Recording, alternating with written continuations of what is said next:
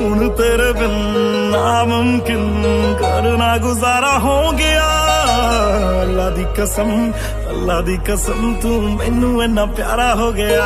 ਤੇਰਾ ਲੜਨਾ ਵੀ ਜन्नत है, तेरी तमीज जन्नत है, ओ जन्नत है। तेरा हंसना तेरी हर चीज जन्नत है, ओ जन्नत है। तेरा हंसना तेरी हर